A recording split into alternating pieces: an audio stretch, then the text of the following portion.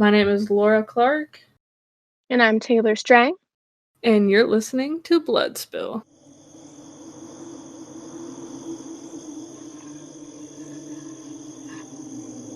Welcome back, guys, to the Blood Spill podcast. Unfortunately, we had to take a break due to some family events.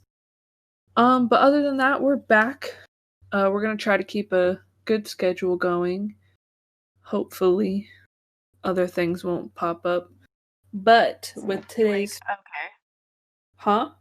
I said, knowing us, we'll probably be like, okay, let's do it today, and we'll do it tomorrow. True. We're trying to keep a good schedule and trying to stay on top of things, but today's podcast we are having to put in a trigger warning. We're going to be talking about sexual assault and stuff of that sort. So if those are really big triggering factors to you, we highly suggest that you stop listening. All right, Taylor, so what are we going to be talking about today? Talking about a documentary I found last year called Roll Red Roll, and it was made by Nancy Schwartzman, and it basically follows a young woman who was sexually assaulted in Steubenville, Ohio in 2012, and it talks about the football culture and the social media presence of teenagers and how they need to understand sexual assault more. All throughout this entire documentary, the victim is not brought to light. They refer to her as Jane Doe. I guess they decided to keep her anonymous. I can't say that word. They keep her anonymous because she's a minor, and Yeah. throughout the entire thing, like her name's not even any court documents. It's under Jane Doe for everything. Well, even now, I feel like she could probably come out if she wanted to, but like for everything, it's just Jane Doe. Another reason why I think they kept her anonymous was because of how close knit Steubenville was. Yeah, they did say a lot of things of like how people when this report came out and these accusations came out, people were like, "Oh, that could have never happened." Like there was a lot of like shame towards women. Especially since they were football players, and it Yep. was a big football town. Yep. This documentary does hit home for the both of us Very much so. because you do have your book that you're writing about your personal experience with sexual assault. And especially, like, the exploitation of a minor, child pornography, sexual assault is a big it was a big problem for me as a child growing up with that happening to me. And it hit home for me. But I I like hearing about stories where these stories come to light and it's not just hidden underneath faculty of schools or because of popularity. You know what I mean? Yeah, I mean, it was weird watching this because like my sexual assault story was almost similar. It wasn't like, oh, like the dude on the football team. Mine was like a dude that was well known in the town and like everybody thought I was lying. So like Yep. I felt for her. Yeah, and I think a big thing that I'm sure all women or all victims of sexual assault can see that they relate to is like you it's easier to have proof than have it he said she said, or you know what I mean. It's easier than it's just word of mouth, and the fact that there was not a lot of physical proof besides the tweets and besides the They texts. they did have pictures though. They The just but didn't those show some of them. Yeah, those like a lot of like yes, but a lot of those pictures weren't crime. It wasn't the assault crime they were looking for. It was more of child pornography, which is still awful, but it was not the crime they were looking for. They were looking for who or if there was any penetration. You know what I mean? Right. But I mean, even when they were evicted or like found guilty, like you could see both of them, the rapists, like come forward and say like I'm sorry. And like Malik, that's his name, Malik. He Malik Richmond, there we go. He cried when he apologized. He's like, I wasn't thinking, I was dumb. This was a bad decision of mine. And I mean, he took full responsibility for it. But at the same time, though, do you think it was his fault 100%? I 100% do not want to feel any sympathy for Malik at all. It especially since he knew it was wrong and he still did it. That's my thing. I can the only sympathy I really feel is for the victim. Trent did not seem to care. He said, "I'm sorry." That's it. Yeah, he looked at the judge and said, "I'm sorry." But the fact that Malik got up and approached the victim, one, I feel that approaching the victim while you're apologizing is wrong. Just with my experience in court when it comes to sexual assault, I find that if my assailant would have come up to me and apologized, it would have made everything worse.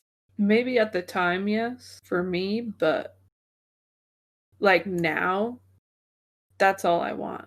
And you know that. Yeah, it's definitely a healing process kind of thing. Right. Yeah. But I never went through like the whole court thing. Ours didn't go to trial. It was like he accepted a plea deal from the state and that was that. And it wasn't even rape. So back to Jane Doe. right. So Jane Doe went to a party with some people that she knew. She wasn't really friends with everybody at the party. She knew Trent, and that was mainly it. She had been talking to Trent previously, was a prospective love interest for each other. And then the next morning, she wakes up with no memory, no phone, and naked. Yeah, she was from a different school. She was from a different state. I think she went to... She was from Virginia. Yeah, I think it was Central, they said. I'm not exactly sure. Do not quote me on that. She said she received text messages saying what happened to her, and she had no memory. And imagine someone tells you, like, text you the next day, and you have no idea. And so many people go through this. That's crazy. Waking up and then you're like, I don't know what happened, and I'm butt-ass naked. For a female, that's red flags instantly. You're like, what the fuck just happened? Immediately, once she pressed charges and went to the police, Trent Mays and Malik were primary suspects because of their being at the party and the statements from other students from the party. You know what's weird? They weren't even arrested. No, they weren't arrested until after questioning. Yeah. But that took over 2 interviews with the both of them. Yeah, and a week. That's whack. Okay, I have a question. What? So, Farrah mentioned in the interview early on, so maybe 20 minutes into the movie, not even, she said that Farrah told her that she didn't want to go with them because she'd be more safe with the girls. Would you let one of your friends go with a bunch of guys when they were shit-faced drunk to a party? Anyone, I want to say. In the question that you're asking, yeah, I'd let them go. But when the girl Farrah, you said, when she said she'd feel more safe with the girl Jane Doe with her, that's different. If I saw a girl being dragged out of a bar by a bunch of guys, even if I had no idea who she was, or no idea if those were her brothers or her friends, I'd go up to them. No shame. You know what I mean? I understand, but that puts you at danger. I wouldn't go alone, of course. They say don't be the hero. Obviously, if you see something where it's in close proximity with a lot of people, that's where I'd be like, all right, I'm gonna go approach someone at the bar and be like, hey, this is happening. I think security guards should come up and say something to them. If they're being dragged out of the bar, I'm not going with. That makes me an easy target dragged. I'm not going with. I'm calling. Well, I'm not inviting you. Okay, then I ain't going with you. Bitch, I'm calling the cops and that's about it. Stop. I can't put myself in a vulnerable state where I know like I could be an easy target. I agree with that. Do you want to talk about Alex? Yeah, I was about to get involved with her. She said in part of her interview with like the documentary people, that the town didn't seem womanly friendly, and we see more of that as time goes on. Play more of a manly culture. I don't want to say male because a lot of them did not stand for what was going on, but it was more of a man's man culture, whereas it was focused more around football and protecting their sons than it was their daughters. And Alex stated, just like she said, just like Laura said, that there was no safe space for women except to let what happened to them go. When you say that, like, it was a more of let's protect our sons versus our daughters. This had been going on for generations. Once they found out, like the whole town found out about this, they were very against the victim and was like, oh, no, it's a he said, she said. And people even said it's easier to tell your parents that you got raped versus that you had like a fucking foursome with 3 dudes. Waiting for you to bring that up. That pissed me off to know. I could not imagine someone saying that. Any right-minded person saying that. I went 9 years without telling my parents about what happened. The minute I lost my virginity, I told my mother. With my sexual assault experience, I reported it at 17. That wasn't the first time. The first time was when I was 14. And I had something similar said to me where I was like, it's easier to tell your parents that you were raped versus telling them that you were late coming home, because I grew up in a strict household, which wasn't the case. I had permission to stay at the place of where the rape happened. But I decided to leave. I decided to go home. And I went home and I told somebody because I was sick of it. I got enough of it. And I felt like if I didn't say something and create a middleman in between us, it was never gonna fucking happen. You know what I'm saying? I want to start off with saying, if you don't speak up about your assault, that is perfectly okay. That is your prerogative. You know what I mean? That is you feeling like you are safer with it held up inside. But it's not easier to tell your parents that you were raped. For my experience, my family took the sexual assault, I don't want to say harder than me, but they took more of the responsibility from me. You know what I mean? Did you experience that? What do you mean by that? Like my parents definitely felt like they could have protected me, or they could have prepared me to work with signs or with more understanding. So yeah, so they didn't make me feel like it was easier to have this happen to me than me come to them. Oh yeah. And I guarantee that if he had children, he would never say that to them. Oh, God no. No. Like 100%. My parents took most of the blame on it.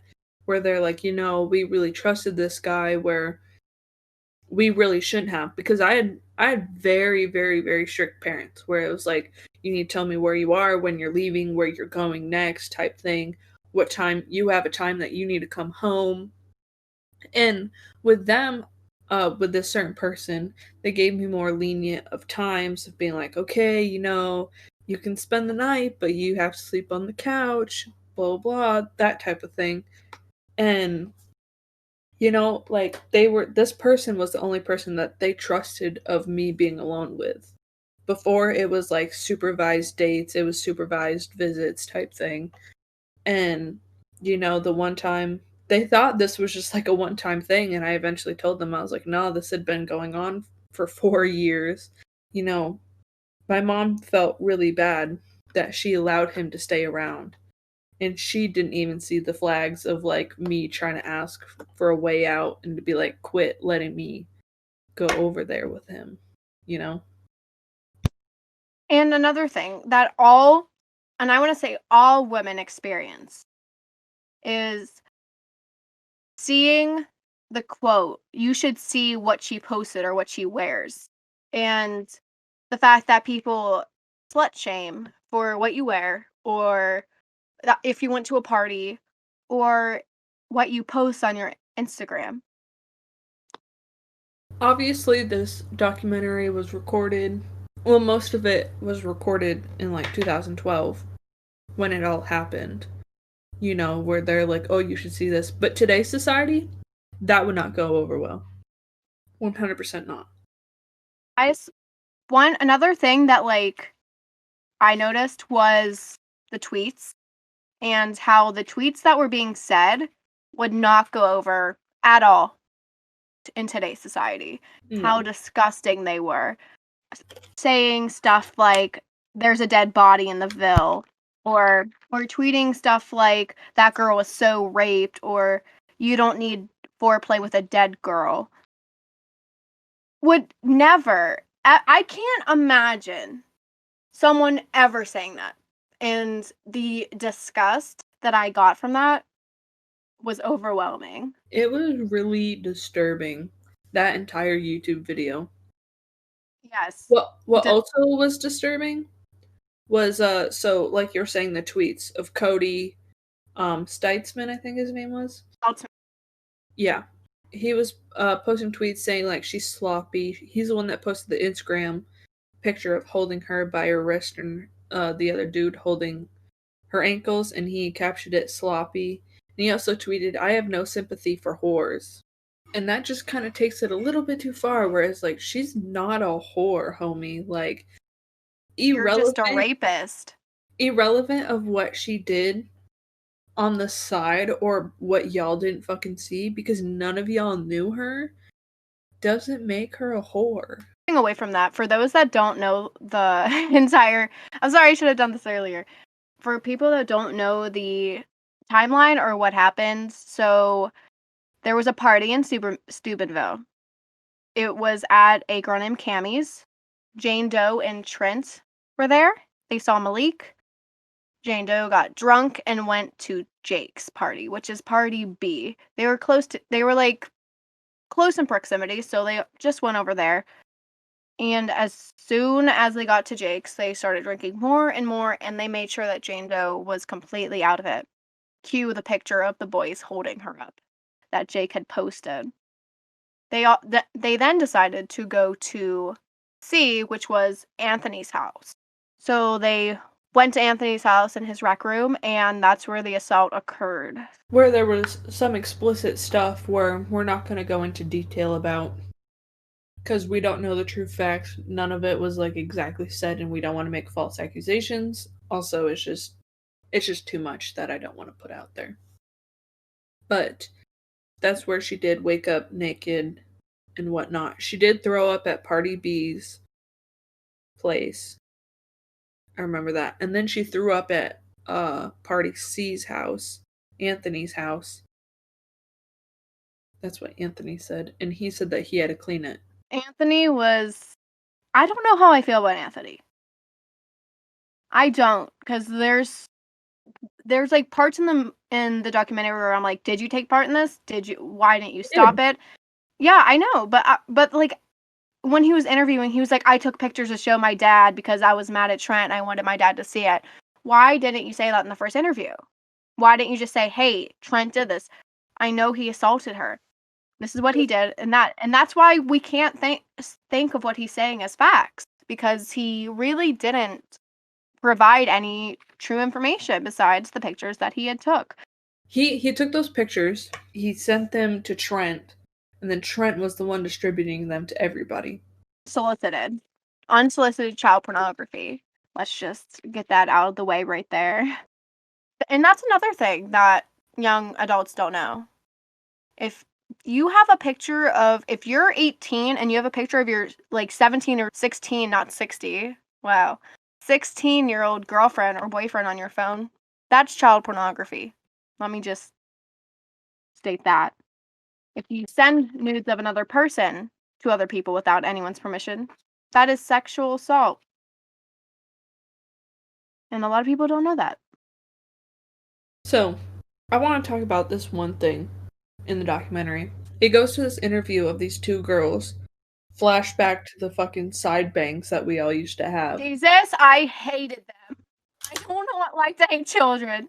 I only have this one thing written down from their interview. They kept saying, you know, Trent and Malik did what they did, but she was at a party where she shouldn't have been at.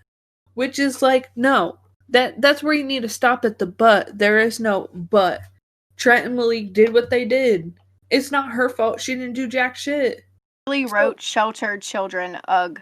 And they kept saying that she needed to take accountability for her actions by punishing her with rape. She was drinking. What? That's the only crime she committed. Drinking. She didn't consent. There was no way of consenting. She was drinking. The only crime she committed. She does not need... Her parents can decide her punishment for that. Shit, she could even go to court for that if they really wanted to. Yeah. Oh, she was drinking. So were the rest of you guys at that party. At all three of those party. I remember last year, this has nothing to do... This wasn't in the documentary, but last year I was reading the actual blog post that Alex posted. And it was asking, why didn't Jane Doe get in trouble for drinking during in court, because it's a crime. Do you know the reason for that? No. In court, if you're a victim and you cannot be charged, say that when I was younger, I used to drink every day, or I used to steal stuff, and then I was sexually assaulted at a store for stealing stuff. You know what I mean? Right. I would not be prosecuted for stealing. And I'm not saying, like... Not in that trial, no. It'd probably be a separate trial. Or trial. Yes. A trial. No. Time. But you wouldn't be...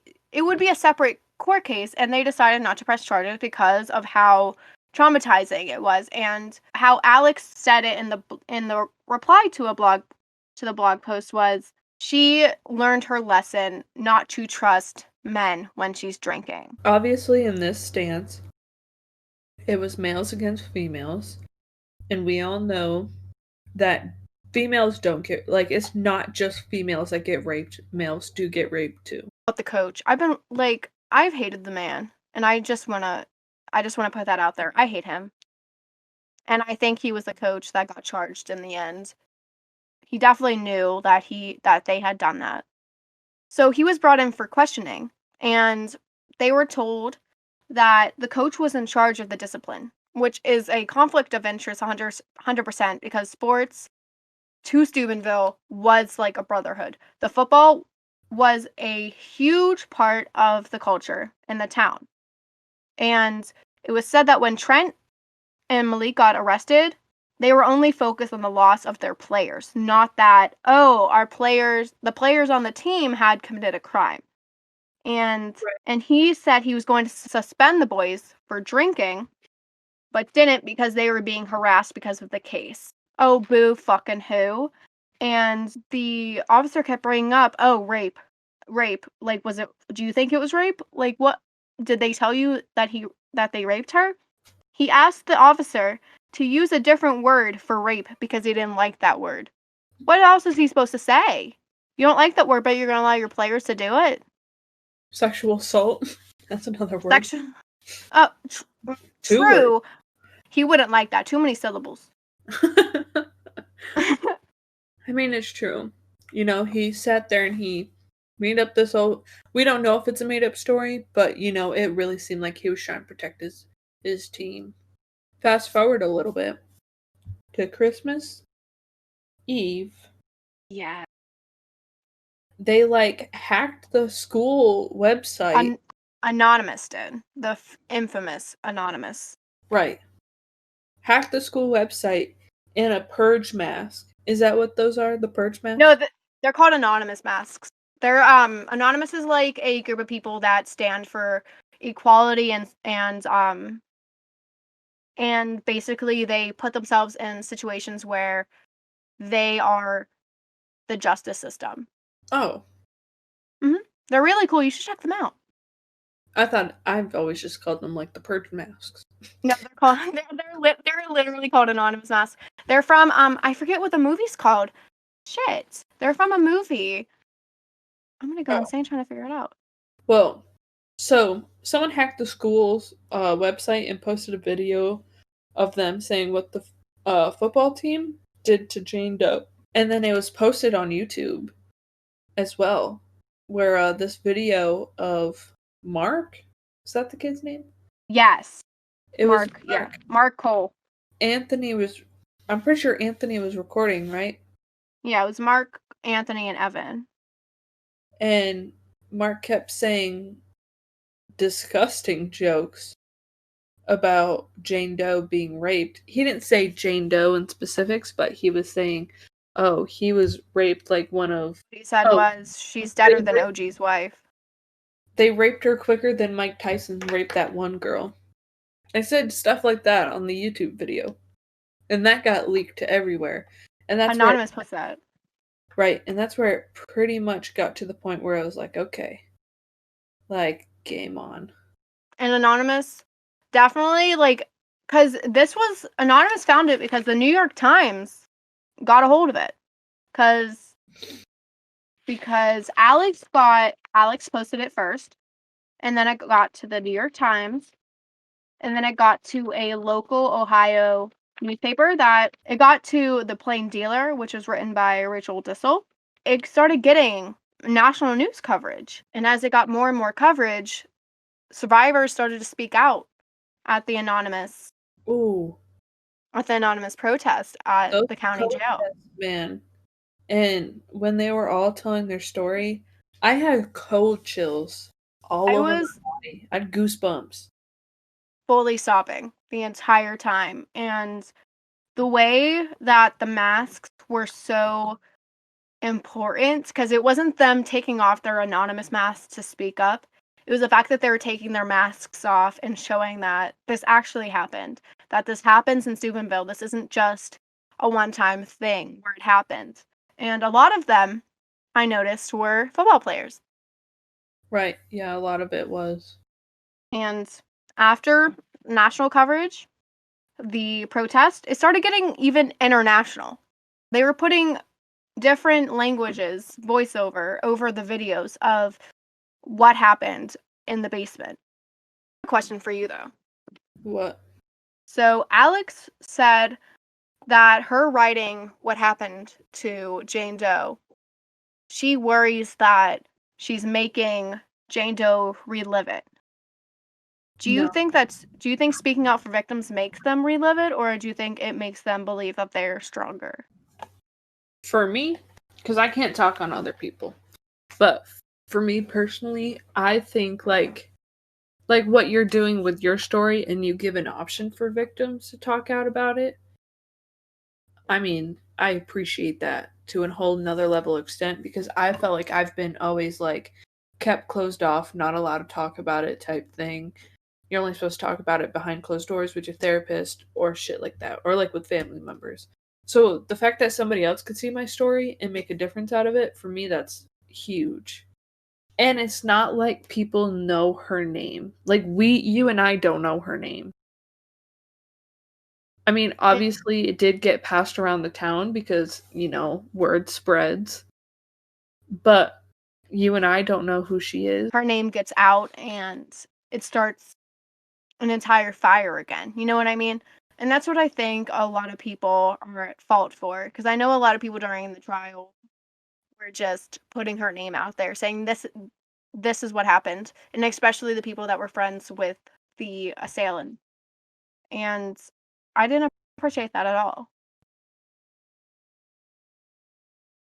the comments seemed like they believed me. It was like only those people out of the entire town and more towns on seeing this that like the comments were like confused, like, oh, so the state so and so are saying that she was trapped and then she was raped, like, and this is what he's getting. He's getting nothing. Like, are you guys kidding me? You know, it was like, wow, people really do fucking believe me. Didn't trust anyone. None, and it's crazy because so many people that didn't know me, or people that were friends with my mother that didn't know me personally, or like friends with my family, it was only the adults strictly that knew my story or knew that I wasn't lying. I lost a lot of friends because of what happened, and that's a pattern with assault victims that they don't believe that it happened. So must have not have happened. I had people at a place I worked at say because it didn't like me, I don't even think she was raped. And I want to state that no, I was not raped. I didn't press charges for a rape. I feel you because, like, I didn't tell anybody that I reported it or whatnot. And I came back after like a 3-day weekend from school, and I came back that next day, and the story was already out there, whatnot. And this girl who I considered my best friend, like, we were really close. We kind of had like a falling out for a little bit because she was dating this new guy. She came up to me and she's like, "Hey, did you see that news report on so and so?" I'm not gonna say his name. And I was like, yeah, like I saw it. She was like, oh, do you think they were like telling the truth that he actually did it? And I was like, I don't know, maybe. Like, I was just trying to stay like fine physically on my face, like not show any emotion because like I didn't want her to know it was me because my name was blurred out. I was 17 when I reported it. And she was like, it was you. You were with him the other day. And I was like, no, like, I don't want you making false accusations. And she was the one that told me, "You're fucking lying. I know it was fucking you. He really didn't do those fucking things." And right then and there, I broke down. And I wanted to hit her, but considering being right in front of the principal's office at school probably wasn't a good idea. So I just walked away and went to my favorite teacher and I told them everything that happened and everything. And they're like, I'm sorry this happened to you. If you need anything, please come talk to me or whatnot.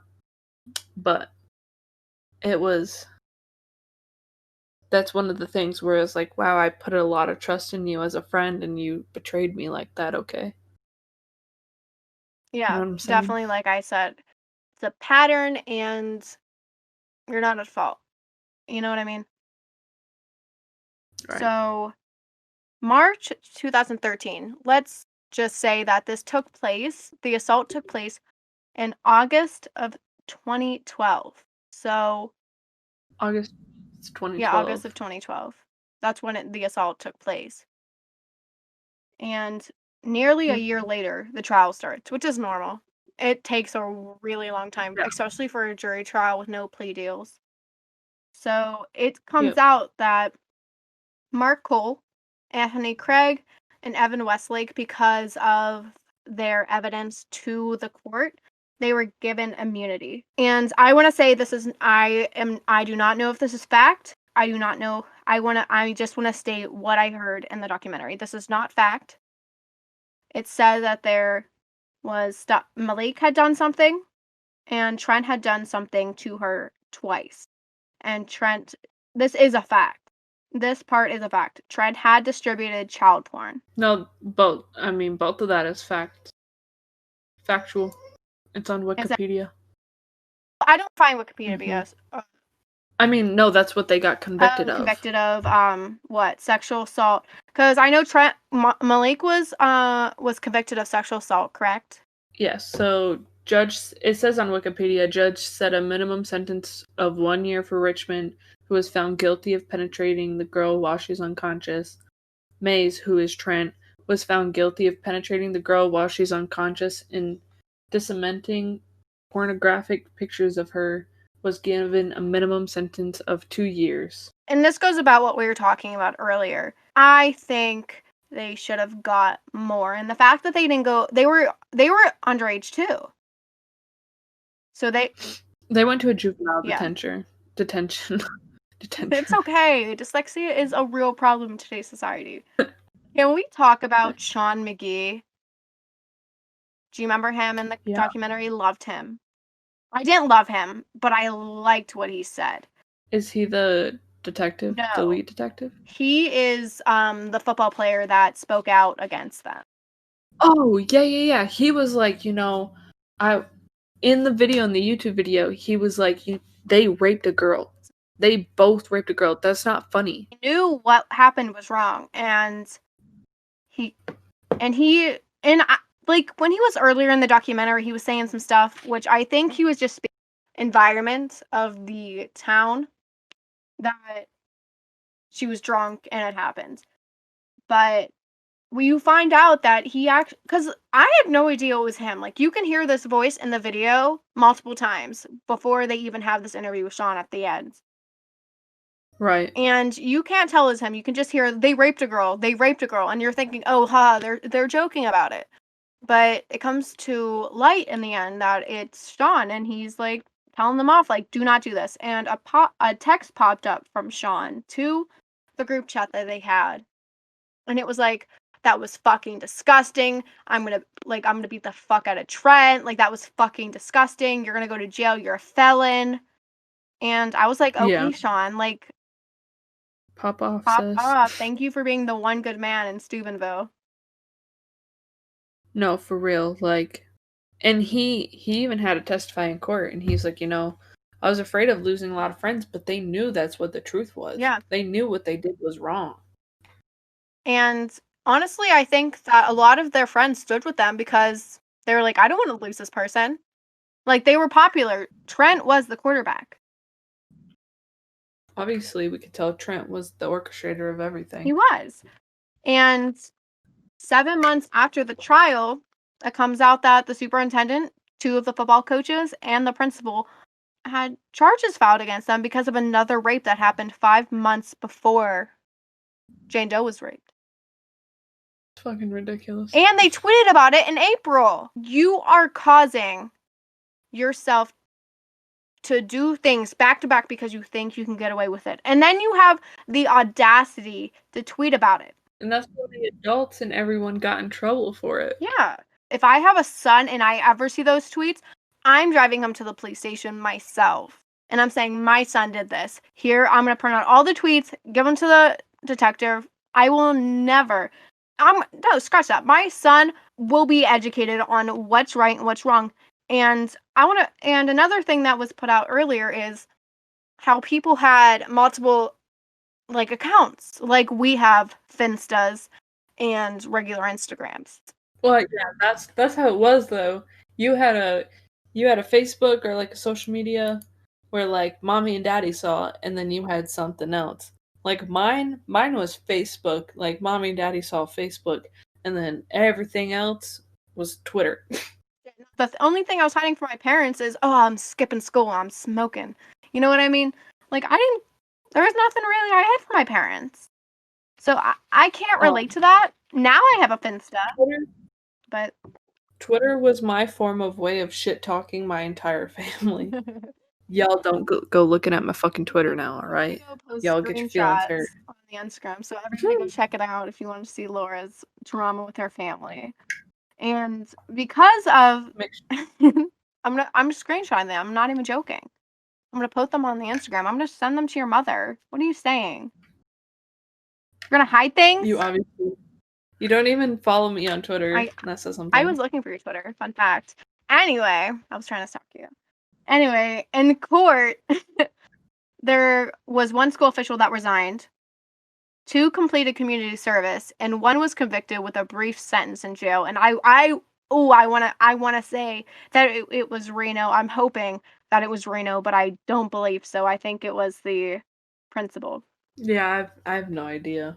I was wishing it was Reno because I didn't like him from the start, and I was hoping that he had. I wasn't hoping that he had known information and didn't say anything. I was hoping that he was caught with information because he should have said something. No, it says RHINAMAN. That he was the one that spent 90 days of jail. because he lied to the grand jury. No idea who that is. Me neither. Me neither.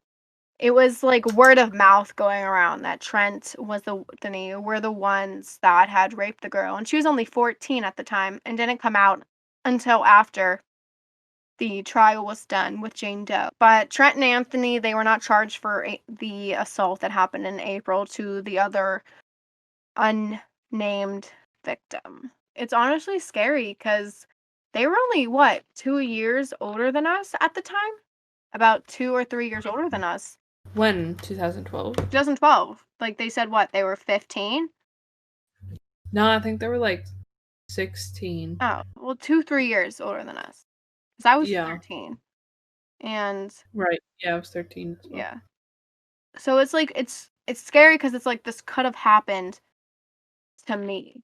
And it's every story that happens, it's just a reflection of it or a different light.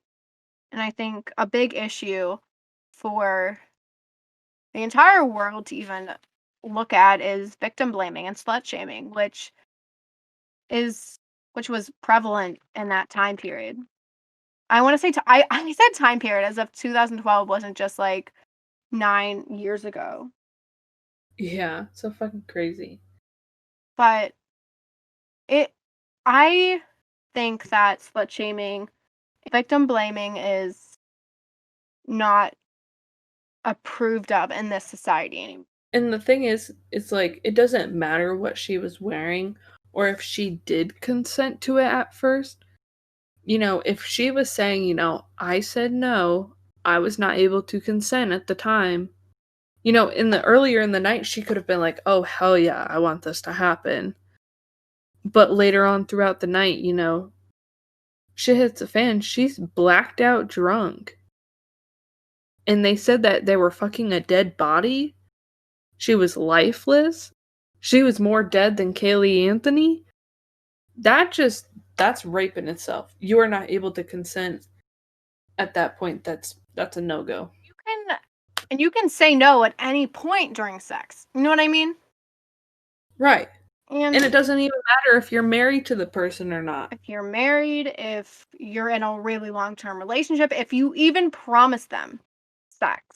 Like at any point you say, no, I don't want this, or I don't feel like having sex, and they push it on you, or you're too drunk to have sex, or you're too high to have sex, or in any situation where you do not physically say, I want this, I want to have sex, or give, I don't want to say body language because I don't want people to feel like if they're leaning into someone. But if you're doing something to show that you absolutely, without a doubt, want sex, without getting explicit, but if you're initiating sex and you don't say stop, or if you don't say like I don't want this, or you don't, or in a way you continue, that's consent. You fully, without a doubt, want to do this. You know what I mean?